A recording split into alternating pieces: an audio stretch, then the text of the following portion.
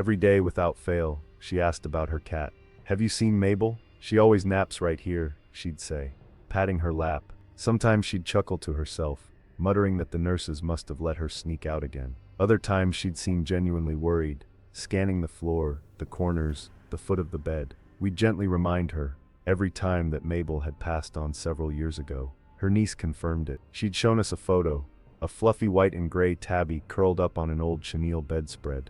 Eleanor had kept that photo tucked beside her lamp. She'd reach for it sometimes, trace it with her fingers, then go quiet for long stretches. I never argued with her about the cat. None of us did. In this work, you learn there are moments when logic doesn't matter anymore. What matters is presence, comfort, dignity. If Mabel was still real to Eleanor, then we made room for her too. On Eleanor's last day, the signs had started early. Her breathing grew more shallow. The pauses between breaths became longer. She hadn't spoken much all morning, just closed her eyes and held the edge of her sheet like it was tethering her to the moment. Her niece had gone downstairs for a coffee break, and I was sitting beside her, just watching over her the way we do. And then she smiled. Not a big smile, just a soft, peaceful one, like she was remembering something sweet. "She's back," Eleanor whispered. Her eyes opened just a bit, not focused on me, but on something behind me, toward the bed. "She's waiting on the bed." And then she closed her eyes again. That was the last thing she said. She passed a little after sunset.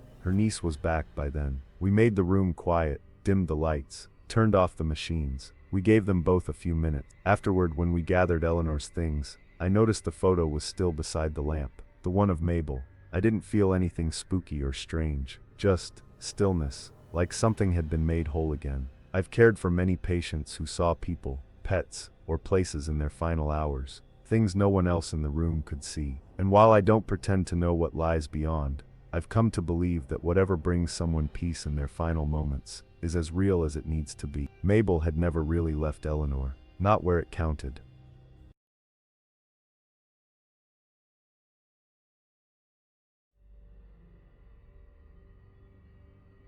Late afternoon settled in, with the sun hanging low and casting a warm, lazy light through the blinds. I was just finishing rounds in our west wing, a quieter part of the hospice facility. Most of the rooms down that hallway hold long-term patients, folks who have settled into their final days with a kind of quiet acceptance. There's a hush there, not out of sadness, but something more sacred, respectful. Room 12 belonged to Mr. Harold, 89 years old, former literature professor, widower, no children. He'd been with us a little over 3 weeks. We knew from the beginning he wasn't going to be with us long. His cancer had progressed too far by the time he came into care. But he was lucid, kind, soft-spoken, and very particular about one thing: his cat Mabel. Mabel was a faded gray tabby with a kink in her tail, and the kind of eyes that looked like they'd seen too much. According to Harold, she'd been his late wife's cat first. He used to say Mabel never warmed to him the way she had to his wife, until the day she died. It was like she knew, he'd told me once. Voice almost a whisper. She started following me around like a little ghost with fur, never left my side again.